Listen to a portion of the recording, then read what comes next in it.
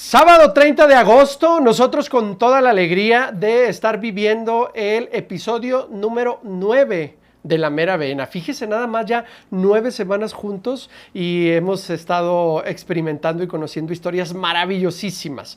Les recordamos que este programa también tiene formato de podcast y puede encontrarlo en las redes sociales a partir del día martes o miércoles, el episodio justamente previo. Y nosotros estamos a punto de arrancar, no sin antes decirle que yo estoy muy contento porque por fin pude casar a este médico. Por fin pude tenerlo en este programa, ya está aquí. ¿Quiere usted conocerlo? Vamos pues. Nacido en Guadalajara el 17 de diciembre de 1984, el doctor Enrique Vargas Uribe encontró su vocación demasiado pronto. De adolescente ya observaba cirugías de columna y decidió que ese sería su camino.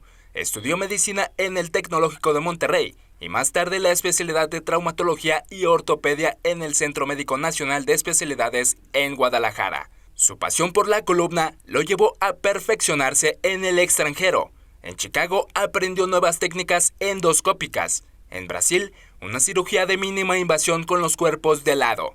Y en San Diego, procedimientos complejos. Además, en Alemania, estudió una especialidad que marcó su carrera y su vida familiar. Hoy es un médico reconocido en cirugía de columna mínimamente invasiva, que busca defender su ética y la entera satisfacción de sus pacientes, pues considera que la realización profesional no está en las cirugías perfectas, sino en la tranquilidad de su conciencia y en poder regresar cada noche a casa para dormir a sus pequeñas hijas. Un hombre que combina disciplina, sensibilidad y visión de futuro, construyendo no solo una carrera, sino también una familia y un legado. Bienvenidos. ¡Bravo! ¡Bravo, bravo, bravo! El doctor Enrique Vargas. ¿Cómo estás, doctor? ¿Qué tal, Carlos? Muy bien. ¿Te gustó tu semblanza o no? Sí, muy completa, ¿eh? Sí, sí es o no es. Sí, sí es. Para que veas que hacemos nuestra tarea, ¿eh? Oye, seas bienvenido. Vamos a pasar una hora maravillosa con tu historia porque sé que el público se va a encantar con todo lo que tienes por decirnos. ¿Estás listo? Sí, ya. Ok, vamos a arrancar. La gente tiene que saber que tú estuviste muy cerca de la traumatología desde adolescente, porque tu padre tenía un amigo que era traumatólogo y tú lo acompañabas. Sí. Cuéntanos qué era lo que más te sorprendía cuando acompañabas a este señor, amigo de tu padre, a esas cirugías de columna. En esa etapa no sabes ni siquiera lo que estás viendo, ¿no? Okay. Porque en realidad pues es tan complejo y hay tantas cosas que tú no conoces, que solamente ves lo que hay por fuera, Ajá. pero lo que está haciendo el doctor como tal no lo alcanzas a percibir. Pero yo en ese momento me daba cuenta que era algo como muy importante, muy ¿no? importante. Y que todo giraba alrededor de esas dos personas, del anestesiólogo y el que está operando. Ajá. Entonces, digo, indudablemente primero el paciente, ¿no? Sí. Pero el actuar alrededor del quirófano, todo era alrededor de ellos dos. Dije, mira, pues los dos trabajos que son súper importantes. Ajá. Entonces el trabajo de cirujano desde ahí me empezó a llamar la atención. Y entonces entiendo que este traumatólogo, amigo de tu papá, trabajaba con tu papá, porque tu papá es anestesiólogo. Sí, se conocieron más o menos hace unos, ¿qué será? Como más de 40 años. Se conocieron ellos cuando estaban trabajando en centro médico, los dos. Ajá. Y de ahí ya se hicieron amigos y empezaron a trabajar fuera del instituto, ¿no? Del IMSS. Y después, cuando yo ya tenía interés también en medicina, Ajá. pues fui con varios médicos para saber qué me gustaba, ¿no? Cirugía general, ginecología, y fui ahí a ver cirugía columna y desde ahí ya me gustó. Okay. Y gracias a su amistad, terminando yo, pues fue como mi mentor en la cirugía columna, ¿no? Y ahora este doctor es parte de tu equipo de trabajo, ¿verdad? Pues yo creo que desde el principio yo me integré a su equipo. Ajá. Entonces ya tenemos muchos años trabajando juntos. Pero ahora tú eres el especialista. Lo que pasa es que ya él ve sus pacientes, yo veo los míos, pero cuando hay casos padres trabajamos juntos. Y a veces yo hago cosas que él no hace y él hace cosas que yo no hago y pues es un buen complemento. Qué bonito, qué sí. Padre tener un mentor así. Oye, una parte de la neurocirugía está relacionada con la columna. Tú eres traumatólogo, pero también esa especialidad fue una opción para ti en su momento, ¿no? Sí, lo que pasa para tú poder operar columna, puedes hacerlo por medio de 2 especialidades. Una es neurocirugía y la otra es traumatología y ortopedia. Entonces, como yo ya sabía que yo quería hacer columna, si yo hubiera hecho neurocirugía hubieran sido como unos 4 años más de especialidad. Y cuando hice trauma y ortopedia, pues son como unos 3 años menos. Y dije, no, vámonos por ahí. Me ahorro 2 años. Sí, y después de eso, de todas formas, tienes que hacer entrenamiento de cirugía de columna. Ajá. Entonces ahí fue cuando era como lo más importante, ¿no? Hacer eso después. Pero obviamente al principio de tu carrera estabas atendiendo trauma general, traumatología. ¿Y en qué momento de tu carrera dejaste de ser un traumatólogo tradicional para convertirte en un especialista de columna? ¿Cómo se marca esa diferencia? Fue con el flujo de casos que me llegaban de columna. O sea, al principio, como va saliendo, y no digo, a menos que te quedes en el instituto, puedes entonces entrar ya te van cambiando como de plazas. Ajá. De que hay clínica de rodilla, clínica de cadera, clínica de columna, clínica de X, ¿no? Pero como cuando tú sales, eres el más nuevo, en realidad no tienes como que para escoger, te van mandando. Y yo decidí no entrar al instituto y estar solamente por fuera del instituto, o sea, como médico particular. Y pues ahí sí, los pacientes que iban llegando, les intentaba ayudar con cualquier cosa que tuvieran de trauma y ortopedia. Cuando el flujo ya cambia y veo más paciente columna, ahí es cuando ya decido solo hacer columna. Y es cuando empiezas a buscar opciones para especializarte, cursos, super especialidades, etcétera, ¿verdad? Pues fíjate que acabé lo de trauma y ortopedia en el centro médico en el 14. O en el 13, y por ahí inmediatamente fui a lo de San Diego y de Brasil, y ya regresé ya a trabajar. Sí. y después salió la opción de lo de Alemania, ¿no? Por medio de entrenamientos en Chicago. Ajá. Pero fue ya varios años después. Ok. Oye, ¿y qué es lo más fascinante de operar columna? Siempre es un reto, porque, todos, así como tenemos rostro diferente, altura diferente, también las columnas, aunque en los libros se ve que son iguales, cada una te encuentras cosas diferentes, ¿no? Okay. Entonces, cada cirugía es un reto. Además que tienes que estar enfocado en lo que el paciente necesita, porque eso es algo que, por ejemplo, a mí no me gustaba mucho en el entrenamiento que había de residencia en el instituto, que casi todos los pacientes les hacías lo mismo, ¿no? Okay. Y acá el objetivo es personalizar el tratamiento para el padecimiento que tiene el paciente en particular. Es de las cosas principales que has aprendido en las especialidades. Sí, y experiencia, ¿no? Buenos resultados tienen que estar siempre enfocados a ese paciente. Es cierto.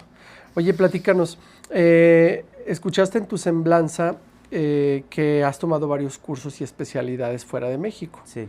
Pero yo creo que particularmente la de Chicago marcó el antes y el después de tu carrera.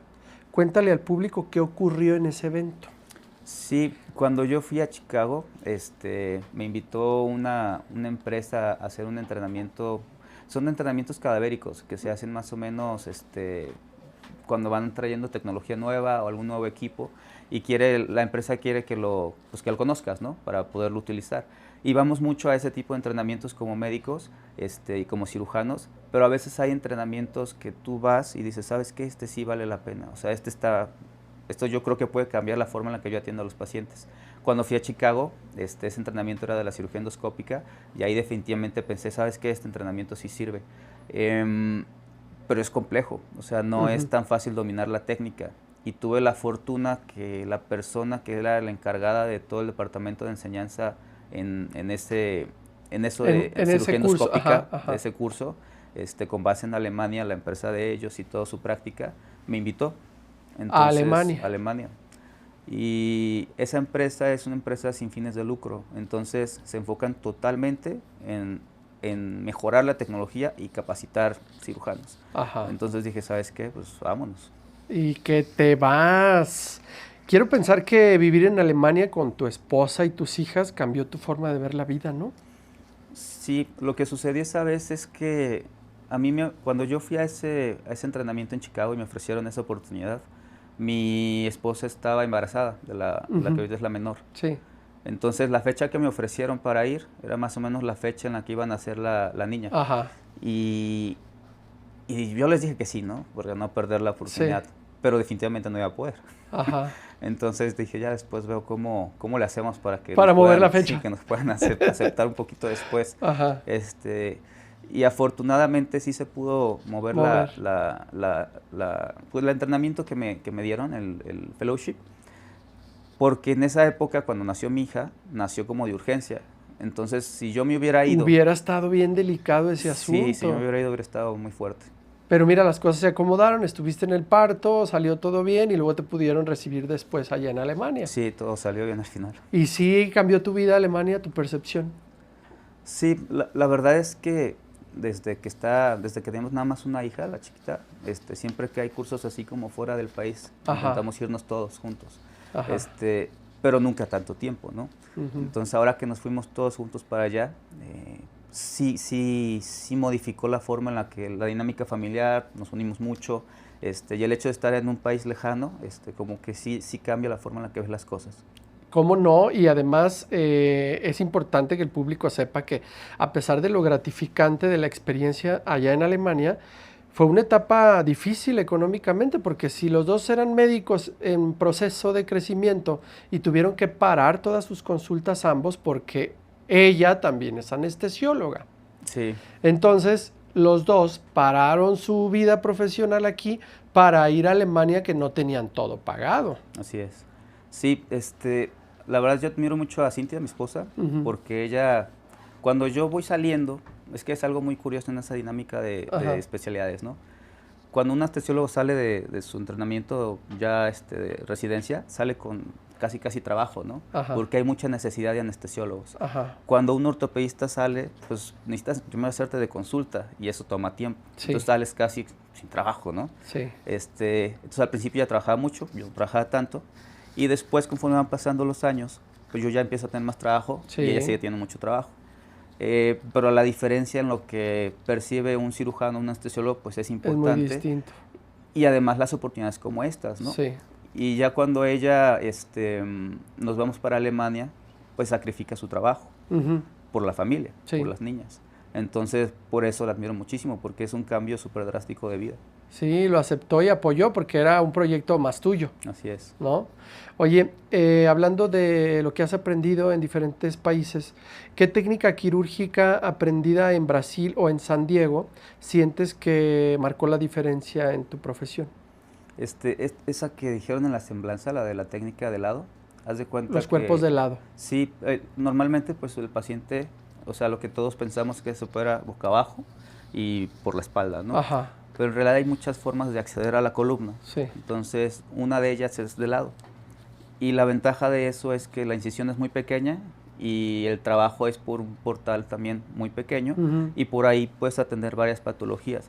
Pero es una técnica que en realidad sí es buena, pero tienes también que ser como muy individualizada, ¿no? O sea, no es como que para todos. Sí. Igual que cualquier cosa como medicamentos, ¿no? Ya ves que dicen paracetamol para todos. Sí. Acá no, pero cuando la sabes utilizar y con cuál paciente es excelente.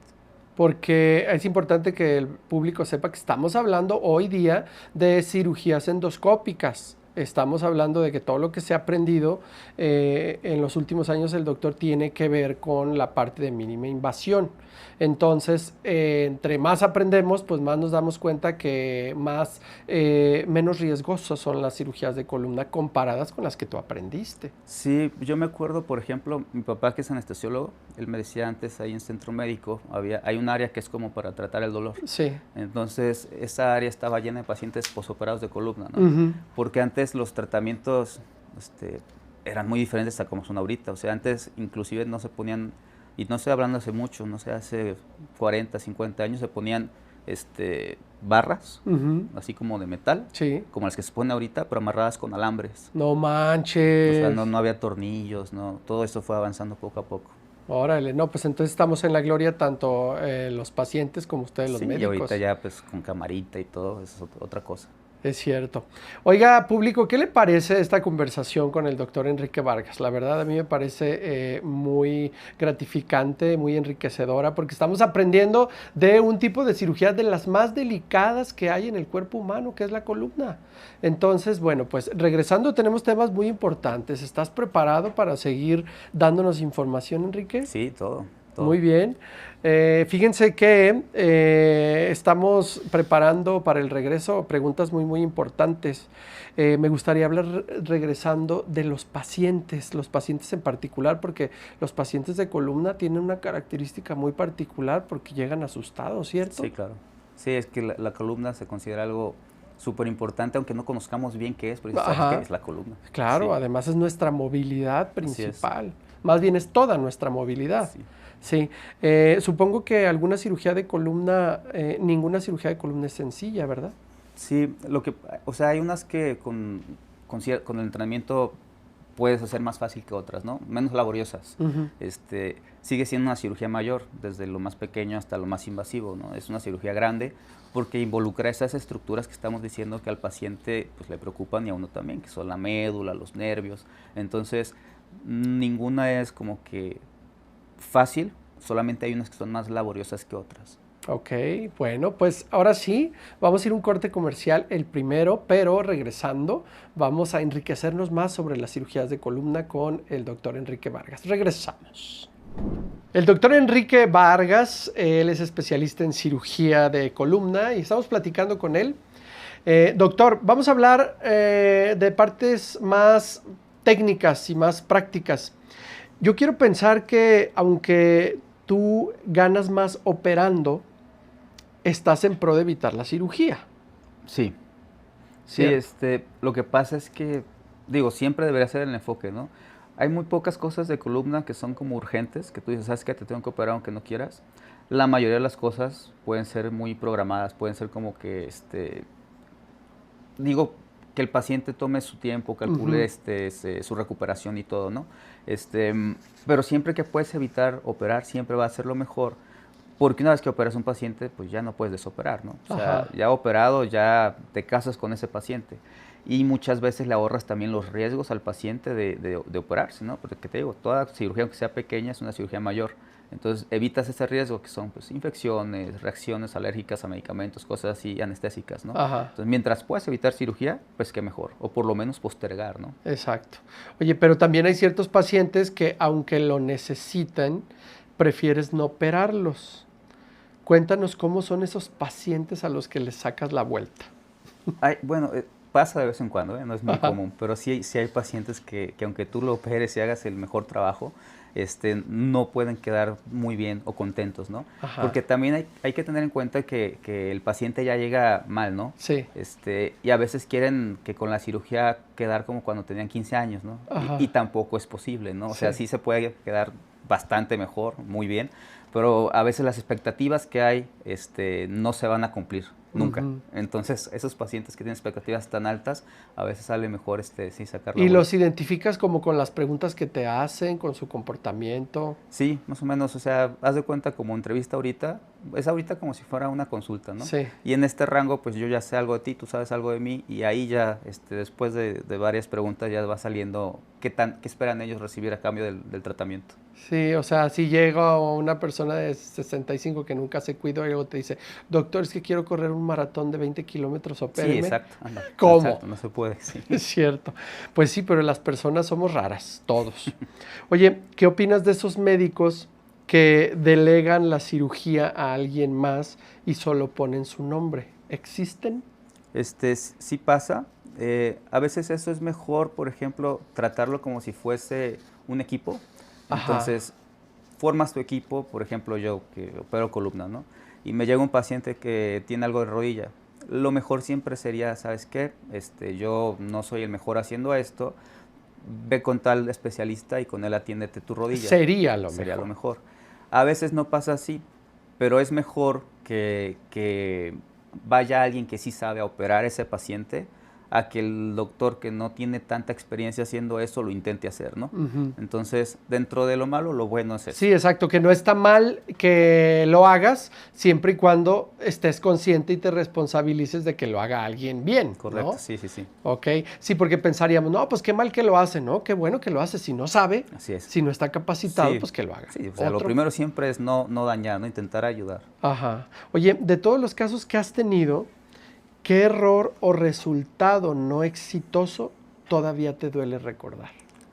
la verdad es que como te digo que todos los tratamientos son individualizados, o sea, casi todo les va bien, pero no al 100%, ¿no? O sea, por eso existe cuando dicen, esta cirugía es 100% exitosa, no hay como tal, ¿sí? Porque siempre algo, como cada columna es diferente, o sea, hay vasos que se atraviesan, nervios, o sea, todo es diferente. Uh-huh. En mi caso no fue un caso de columna, como que yo me acuerdo que dije, híjole, qué mala onda, porque no le fue bien a mi paciente. Uh-huh. Fue una prótesis de cadera hace mucho tiempo, que se infectó, ¿no? Uh-huh. Entonces hay muchos riesgos que son inherentes de cualquier cirugía, como una infección, pero una infección ya en una prótesis, pues sí, es muy difícil, porque el paciente definitivamente tiene que volver a operar. Antes de hacerse, se tiene que operar primero para quitar la infección, luego se tiene que operar para poner otra prótesis. Entonces, que yo me acuerde de ese caso, cualquier caso de infección es bien complicado. Oye, ahora hablemos del tema, porque yo creo que en tu especialidad el tema de los seguros es muy importante. Los seguros de gastos médicos juegan un papel muy importante porque son cirugías demasiado caras. Sí. Entonces, muchos de los que tenemos seguros, pues siempre vamos a aprovecharlo cuando se trate de estas cirugías mayores, ¿cierto? Sí, inclusive hasta uno nos pasa que no te das cuenta qué es lo que estás pagando, o sea, las letras pequeñas hasta que lo requieres, ¿no? Y puedes estarlo pagando por muchos años y de repente no te diste cuenta que no te incluye tal cosa, ¿no? Entonces, este tipo de cirugías, cuando es la columna, sí todo, inclusive, o sea, cada tornillo hay con un solo tornillo cuesta como 12,000 pesos, 7,000 pesos. Y ahora si ocupas 6, 8 más las otras cosas, se vuelve cirugía muy costosa. Pero hay otra cantidad de personas que se operan fuera del seguro. ¿Por qué? Porque la columna no puede esperar en su mayoría de los casos. Entonces buscas y haces todo lo posible para conseguir el dinero, porque es una cirugía mayor, o sea, no es una nariz, pues, ¿no? Sí, sí, sí. Entonces, aquí dinos algo que me llamó mucho la atención. Tú les explicas, oiga, no podemos escatimar en este gasto aunque a usted le cueste trabajo, porque si no ponemos las piezas de la mejor calidad, usted mismo lo va a padecer y va a gastar su dinero de oquis. Sí, es que la verdad cuando vas a hacer algo que requiere como insumos metálicos o los tornillos, las barras, las cajas, los materiales que son Estados Unidos, Alemania, cosas que llevan como un proceso completo de gestión de calidad, es invaluable, porque también tenemos opciones más económicas, digamos que, no sé, en China, en Pakistán, en India, inclusive aquí en México, que a veces ese control de calidad no es tan exigente. Y si el paciente ya hace el sacrificio de someterse a esa cirugía en cuanto al costo y a su recuperación y poner su salud ahí en juego, y uno pone también su trabajo en juego y quieres que el paciente le vaya lo mejor posible, pues sí, a veces vale la pena hacer el esfuerzo para tener los mejores materiales disponibles, lo mejor que se pueda pagar, ¿no? Más es difícil de repente explicarlo de esa manera al paciente. Sí, tienes opción de 3 pesos y de 6 pesos, efectivamente, pero es tu columna. Entonces no podemos escatimar entre los 3 y los 6. Págalos de 6 para que tengas menos problemas. Sí, la ventaja, como te digo, es que muchas veces como es algo que puedes esperar un poquito, en la mayoría de los casos. Entonces da tiempo a que el paciente lo piense bien, el valore, pero a fin de cuentas pues la decisión es del paciente, ¿no? Uno solamente como que da el consejo. Es cierto. Oye, vamos a hablar de un poco de tu padre. Él es anestesiólogo. Y me imagino que en esta carrera le has aprendido bastante. ¿Cuál es el ejemplo que te acompañará para siempre de él? Sí, digo, mi papá es como mi mentor en todo, ¿no? Es como mi gran ejemplo, mi modelo a seguir. Yo creo que algo que tiene y a la fecha tiene 70 años, 71 años, es su ética de trabajo, ¿no? O sea, súper trabajador y todo para su familia. O sea, es muy trabajador, muy ético y 100% familiar. Ok, no, pues ahora entiendo. Sí. Oye, me comentaste, fíjense que voy a poner dedo, a ver si no se me enoja aquí el doctor. Cuando yo te pregunté que si no te hubiera gustado ser anestesiólogo como tu padre y tu esposa, ¿qué creen que dijo luego? No, claro que no. Y yo, ¿por? Y dice, no, porque es horrible, es un ritmo de trabajo horrible. Y yo, a ver, cuéntame, a ver, cuéntales, sí. ¿Por qué te espantaste? Es que el anestesiólogo, digo, normalmente todos estamos acostumbrados a que es un trabajo de oficina, ¿no? De que trabajas de tal a tal hora. Y así ocurre pues, en instituciones públicas y todo. Pero cuando un anestesiólogo no está en institución pública, entonces el trabajo no es como que él va a decidir cuándo operar al paciente. El que opera le dice, ¿sabes qué? Voy a operar a este paciente de tal día, tal hora. ¿Y puedes? Pues si dices que sí, ahí va, tienes la chamba segura, ¿no? Claro. Pero si es que no, pues puede empezar a resentir un poquito el cirujano de que, oye, pues no vas cuando yo necesito, cosas así. Ajá. Y la otra son las urgencias, porque como trabajan con todos los especialistas, pues trabajas con pediatras y de que un niño le pasó algo, trabajas con ginecólogos y que ahí viene el parto, y trabajas con cirujanos y que el apéndice, ¿no? Sí. Entonces te llenas de urgencias y te hablan a todas horas. Estés donde estés y a la hora que sea. Es Entonces, cierto. Si ¿Y ganan menos que el especialista? Sí, o sea, en volumen ganan mucho, pero por evento ganan menos y tienen que estar disponibles 100%. Y aparte lo has vivido muy de cerca. Sí. Entonces yo me acuerdo que estábamos en el cine o algún lugar y pues ¿dónde está mi papá? Pues ya se fue, ¿no? Igual tu esposa. Viene por nosotros. Sí, y Cintia cuando trabajaba muchísimo, pues también. O sea, se iba a 4 de la mañana, 5 de la mañana, 12 de la noche, o sea, cualquier hora. ¿Y sí la has incluido tú como anestesióloga o no? Sí, cuando estábamos todavía, que acababa yo de terminar, y empezaba a tener columnas, ella me ayudaba. Y cuando empezaron a nacer las niñas, pues ya me ayudaba menos. Y ahorita, de hecho, mi papá es quien más me ayuda. Ok, mira qué padre, ¿no? Qué padre tener un equipo de trabajo tan sólido y de tanta confianza. Oye, ¿cómo logras que tu vida familiar no se vea devorada por tu carrera médica? Pues la ventaja es eso que platicamos hace un ratito, que como tengo yo la posibilidad de agendar las cosas, o sea, tanto la consulta como la cirugía, me da chance de la mayoría de las veces acomodar los tiempos para yo poder estar en casa cuando tengo que estar o ir a algún evento de la niña o algo así. Entonces la ventaja es esa, que tengo un poquito más de oportunidad de estar agendando, digo, sobre todo comparado con un anestesiólogo, ¿no? Sí, es cierto. Esa es la bendición porque, por ejemplo, hay especialidades que no te lo permiten, como la neuro. Sí, o sea, la neuro ahí no que programas nada, el cerebro no se organiza. Pues se cae una persona y tienes que estar ahí luego para atender, ¿no? Hasta el traumatismo craneoencefálico. ¿Y el porcentaje de emergencias en la columna es menor? Sí, generalmente son fracturas, ¿no? Es lo más común y afortunadamente no son tan del día a día. Muy bien. Vamos a ir a un corte comercial, no sin antes decirle que parte de la música que usted está escuchando entre cortes es programación del doctor. Regresando nos va a platicar qué es lo que escuchamos en este corte. Ahorita regresamos. Estamos de regreso y bueno, pues entramos al final del bloque anterior en una parte muy bonita hablando de la familia. Explicaba Enrique Vargas que pues se organiza gracias a que puede programar sus cirugías para poder compartir más con su familia. Yo les voy a contar algo rápido. Las 2 veces que yo tuve contacto de comunicación con el doctor, las 2 veces, Adrianita, decía, espérame, dame un momento porque estoy durmiendo a mi niña. Las 2 veces. Entonces ahora yo quiero preguntarle, ¿qué significa para ti, Enrique, dormir a tus hijas cada noche? Pues para mí como que es lo mejor, ¿no? Llegar a casa y sentir todo el cariño que te tienen. Y poder también pues retribuir, ¿no? O sea, como a veces no puedes estar todo el tiempo y te están esperando y llegas y ya las apapachas, cenas y ya las puedes dormir. Entonces ahorita nos dividimos porque la chiquita prefiere que la duerma mamá y a la grande la duermo yo. Okay. Entonces, pues la dinámica ya está ahorita muy organizada en cómo las dormimos y todo.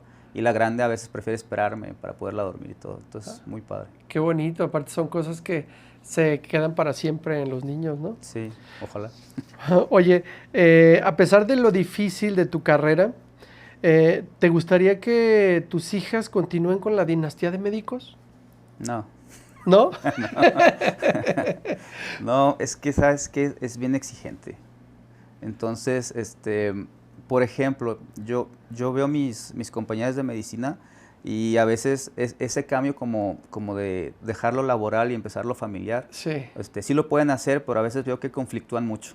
Entonces, en el caso de las mujeres. Pues la desventaja es que si quieren formar familia, cuando tú estás ya acabando de tu carrera de médico y luego te quieres especializar, y luego quieres subespecializarte, pues ya, no sé, tenemos 30 y tantos años. Se te fue el tiempo. Entonces, sí, pues digamos que hay un reloj biológico, ¿no? Entonces, se me hace que eres muy, muy chico como para decidir si en ese momento quieres seguir tu carrera o tener tu familia, y cuando ya te llega tal vez la idea de tener tu familia, pues ya dices, no, pues tengo 30 y tantos, o sea, te tienes que dar mucha prisa. Sí, y además de que nosotros, los hombres, podemos vivir la paternidad en 15 días. Sí, ¿no? sí, o sea, te ausentas 15 días y es suficiente, pero la mamá no puede. Sí, claro, o sea, por eso el Día de la Madre es tan festejado, ¿no? Claro. O sea, imagínate que dejas de dar consulta los últimos, no sé, 3 meses. Ajá. O si eres digamos, un traumatólogo y hay rayos X en la sala y estás embarazada, pues no puedes estar todo el rayo en radiación, ¿no? Entonces hay muchos sacrificios que tienen que hacer que no sé si las quiera yo como dejar a la chance de que tenga que pensar si hace esto o no lo hace por el trabajo. Sin embargo, no escoges tú, entonces sí, claro. Habrá que ver qué deciden, ¿no? Pero la dinastía sí pesa, como no, y más de alguna va a decir, pues aquí está el camino. Pues yo creo que sí lo van a pensar, pero tal vez tengo tiempo como de persuadirlas. Sí. De persuadirlas, muy bien. Oye, si por alguna razón tuvieras que dejar la medicina, ¿qué tipo de negocio te gustaría emprender? También otra cosa, la medicina, ¿no? Como estás tan metido en eso, a veces todo lo que pasa alrededor, todo lo que hay fuera de eso, no lo entiendes o no sabes qué es. Y digamos que ya llegas y quieres hacer un negocio y dices, pero ¿de qué voy a hacer el negocio? Si nomás sé de medicina. Ajá, exacto. Pero si hay un giro que a mí me gusta mucho lo de cocina, por ejemplo. Ajá. Me gusta mucho de deportivo, me gusta el golf, entonces a veces puede como combinar las dos cosas. Ajá. El fútbol, todo eso. Pero un negocio como tal, necesitaría socio que sepa para que me esté instruyendo, ¿no? Sí, y fíjense, público, que yo se lo pregunto porque platicando con él me decía sobre esa inquietud, ¿no? De emprender, hacer cosas distintas a las que él sabe hacer, porque reconoces que en algún momento vendría bien, ¿no? Conocer y tener algún otro apalancamiento económico y sobre todo de desarrollo humano, ¿no? Sí, fíjate que, por ejemplo, cuando yo terminé la residencia, no sé si sabían, pero antes en el IMSS, cuando te quedabas trabajando ahí te dan un contrato de jubilación, ¿no? Sí. Entonces tú terminas tu edad laboral, no me acuerdo cuántos años son, según tus contratos yo creo, y te dan una pensión. Entonces, más o menos como 2 años antes de que yo terminara la residencia en el IMSS, quitaron ese contrato. Entonces ya todos los que están egresando no tienen pensión. Sí. Creo que manejan Afores. Ajá. Entonces, pues todavía menos ganas me dieron de quedarme, ¿no? Pero uno cuando no tienes, por ejemplo, esa pensión garantizada como otros trabajos, pues entonces tienes que buscar algún otro ingreso para garantizar que vas a seguir percibiendo dinero, porque el trabajo de uno depende 100% de nuestro físico, ¿no? Intelectual, las manos, los ojos y todo eso. Entonces sí necesitas como que tener otro... Apalancarte. O sea que quiere decir que en la medicina también se vieron afectados por el sistema, el cambio de sistema. O sea, de igual manera ya no hay contratos nuevos en el IMSS y ya no hay pensiones para las nuevas generaciones. Pues sí hay contratos, pero ese tipo de contrato en el que laboras ciertos años y luego te pensionan, ese ya no hay. Las plazas. Así es. Ok, mira, otra cosa que aprendimos. ¿Hay algún caso especial donde tu cirugía haya levantado al paciente de estar postrado verdaderamente? Sí, por ejemplo, todos los de fracturas, definitivamente. ¿no? Bueno, sí. Pero lo que platicamos el otro día, hay pacientes que de repente llegan y fueron ya con 4 o 5 especialistas y ¿sabes qué? No hay nada que ofrecerle. Porque tiene osteoporosis, entonces si tienes un hueso que es como arenita y le pones un tornillo, pues nunca va a agarrar nada, ¿no? Porque tiene una enfermedad de la sangre y tiene siempre la hemoglobina muy bajita, entonces pues una cirugía abierta, tornillos y eso, pues va a sangrar. Y si tiene hemoglobina muy bajita, pues no te da chance, ¿no? De que sangre nada y no se puede. Tienen trombosis en las piernas, entonces forman coágulos y como estás boca abajo y no ves los músculos, y la cirugía es un evento protrombótico, pues entonces también Y ahora, si tienes todas estas juntas, pues dices, no, pues ¿sabes qué? No tengo nada que ofrecer. Ajá. Y me llegó una paciente así, y con la cirugía endoscópica, era una estenosis, porque además la vértebra la tenía deslizada. Ok, Entonces, todo traía. Haz de cuenta que el tratamiento, si tienes una vértebra deslizada, pues es como agarrarla, ¿no? Sí. Con los tornillos y las barras. Ajá. Pero tenía todo lo anterior. Entonces, pues... Era difícil agarrarla. Pues sí, o sea, nadie quería hacer nada, ¿no? Afortunadamente. Y cuando llegaron conmigo, pues dije, ¿sabes qué?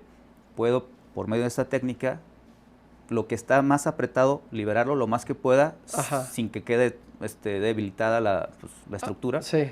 Y con eso, por lo menos ya salió de la silla de ruedas, porque ya iba en silla de ruedas a todos lados, no podía dar más que muy poquitos pasos. Okay. Y ya ahorita anda, por lo menos en su casa se moviliza independiente, ya puede caminar como 2 cuadras, o sea, va mejorando cada día, ¿no? Porque ¿y eso tuvo que ver también con las alternativas que pudiste encontrar a través de tu conocimiento y tu experiencia? Sí, por eso cuando yo Un trauma normal no, a lo mejor no se hubiera aventado. No, por eso es bien importante el entrenamiento, pues es que no puedes dejar de entrenarte y de ver nuevas cosas, ¿no? O sea, si yo no hubiera hecho eso en Alemania hace poquito, pues no hubiera podido darle ese beneficio a esa paciente. Fíjate, para que vean la importancia de las especialidades. Oye, ¿qué es lo que más te enorgullece de tu trayectoria como médico hasta ahorita? Creo que mi ética, o sea, porque uno se presta el trabajo, me han llegado pacientes que de repente, sobre todo en columna, como decimos, en una estructura que da, como que asusta, ¿no? Da miedo. A veces al paciente lo pueden asustar de que no, si no te operas, la pierna va a dejar de funcionar y vas a estar en silla de ruedas, cosas así. Y el hecho de no caer en eso, y poder ayudar al paciente que lo quieren llevar a ese punto, a que no dañe su salud, ¿no? Intentar ayudarlo. Y también el hecho de intentar siempre ayudar sin cirugía, ¿no? O ser lo menos invasivo, ir de lo menos a lo más. Pero por lo menos cuando ya llegas a lo más, ya sabes que agotaste todo lo que había antes, ¿no? O sea, que no tenías ya otra opción más que operar. Y te convences tú, convences al paciente y ya te das cuenta, nos damos todos cuenta de que no hay de otro. Y es absolutamente ética, porque ¿cómo te convences de la posibilidad de ganar menos dinero? Así es. Porque el dinero está en las cirugías. Sí, o sea, de consulta, pues no. Órale, muy bien, pues entonces sí hay ética en este doctor. Y ahora dinos, ¿cómo es que un cirujano de columna logra tener esa conciencia tranquila con la que te puedes desenvolver en la vida? Pues es tiempo. La verdad, es tiempo, para que lo hagas como cirujano es tiempo. Pero para llegar ahí necesitas hacer desde tu casa. Entonces, con el apoyo familiar que yo tuve, afortunadamente, pude crecer con esos principios, ¿no? Y más allá de aplicarlos como cirujano, pues lo aplicas en el día a día, en todo. Entonces, en cualquier cosa que hagas, puedes aplicar ese sentido que aprendes en casa y ya es muy fácil cuando estás en cualquier profesión extrapolarlo, ¿no? Pero creo que sí lo importante es desde chico crecer. La educación. Así es. No, fíjense que yo también siempre he creído, Adriana, que la educación es la que determina nuestro comportamiento siempre a futuro, porque todo el mundo tenemos oportunidades de todo en la vida, de lo bueno y lo malo, ¿no? Todo el mundo tenemos oportunidad de robar, todo el mundo tenemos oportunidad de aprovecharnos de los demás, nadie se libra de esas opciones. Sí, claro. Sin embargo, cuando están presentes, tu elección habla. Sí, y te digo, puede pasar en cualquier ámbito, o sea, puede pasar en tu día a día, en tu trabajo. Hay que estar preparados desde chicos. Oye, cuéntanos qué es lo que vamos a escuchar regresando. ¿Qué otra canción programaste además de las que ya escuchaste? Esta canción, fíjate que bien curioso porque esa la escuchamos cuando estaba yo allá entrenándome en la endoscopía y vimos el video y dijimos, esa canción pues, no es como que no es viejita, pero como que no es nueva, pero como que el video da como que sí es viejita. Sí. Y vimos al cuate cantar, no es viejita, porque ya ves que tiene un estilo muy particular. Ajá. Entonces la escuchamos allá y le cantó a la niña y le cantó a mi esposa. ¿Cuál es? Lose Control. Ok, vamos a escuchar antes de regresar, después de regresar del corte, un pedacito de esta canción. Regresamos. A esa canción nos referíamos antes de ir a corte, una selección del doctor, y dice Adriana, la operadora, que tienes muy buenos gustos musicales. Sí, también por mi papá, ¿eh? Sí, también. Sí. Oye, ¿y con qué música estás en quirófano? Tengo un playlist. ¿Ah, sí? Sí. De hecho, esas 3 están en el playlist. ¿Ah, sí? Sí, pero música así como más tranquila, ¿no? Por ahí la única que sale es la de AC/DC, la de Thunderstruck. Ajá, que es por más ahí sí fuerte. sale. Esa, pues no puedes coger cuándo va a salir, ¿no? Porque está Sí. mezclada, pero esa estaría como para terminar la cirugía. Exacto, pero bueno, muy buena selección. Oye, hablando de tus pacientes, ¿qué sientes cuando los ves mejorar su calidad de vida después de una cirugía? Pues es el máximo, ¿no? Es como para lo que estudié. Y porque cuando operas al paciente, como te digo, te casas con él, ¿no? Entonces lo sigues viendo. Pero hay un punto en el que ya todo va tan bien que pues ya no tiene caso que lo veas, ya lo das de alta. Uh-huh. Y es como, pues yo creo cuando dejas al hijo en el kinder, ¿no? Como que, ya, bye. Porque ya ayudaste, ¿no? Ajá. Y generalmente ya que das de alta, pues ya todo mal está librado. Qué maravilla. Y en realidad, como dices tú, para eso estudiaste, para Así ayudar es. a la gente, y pues es como lograr un cometido cada vez. Así es. Oye, ahora vamos al otro lado. ¿Qué sientes?